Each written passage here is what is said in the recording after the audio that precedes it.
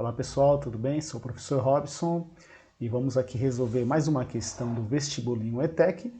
Lembrando a você que nós temos um playlist com algumas questões resolvidas de geografia principalmente e história. É só você acessar e assistir, se preparar e chegar aí bem na hora de realizar a prova da ETEC. Sem perda de tempo, vamos para mais uma questão. A palavra idiota tem sua origem no grego antigo, idiotes, que significava, abre aspas, homem privado da vida pública, que não vive a política, que não participa das coisas públicas, fecha aspas. Enquanto o homem livre era aquele que participava ativamente da polis, da vida em sociedade, do público, porque vivia a política, o escravizado estava na vida privada, vivia limitado ao mundo privado, era um idiota porque não tinha acesso à vida política. Nesse sentido, para os gregos, cidadania, ou seja, o pertencimento à cidade, dizia respeito àquele que vivia a política. Portanto, o cidadão construía os direitos e os deveres, enquanto o idiota estava à margem desse processo.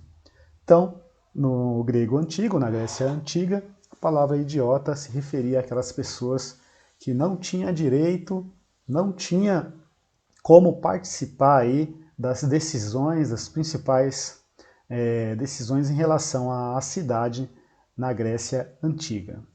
Então, com base nesse enunciado, vamos ver qual que é a questão correta. Segundo o texto, A. Era considerado cidadão aquele que recusava a política, que não participava dos assuntos públicos e só ocupava com a própria vida? No caso aqui, quem não participava da vida pública ativamente era considerado o idiota e não o cidadão. A alternativa B. Havia uma lei que obrigava gregos a se envolverem com os assuntos coletivos, sob pena de terem seus direitos e sua liberdade cerceados? Também não, pelo contrário, os privilegiados aí que participavam ativamente das decisões da cidade.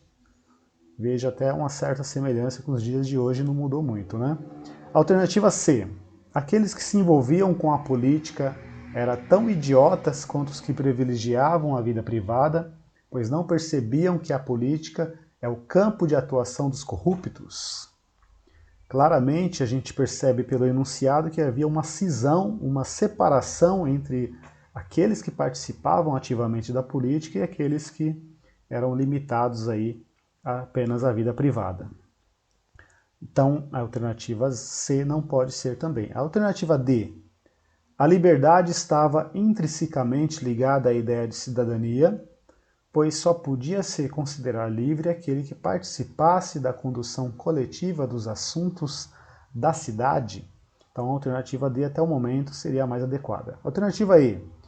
Os direitos e os deveres eram construídos coletivamente pelos idiotas, enquanto os cidadãos viviam limitados ao mundo privado.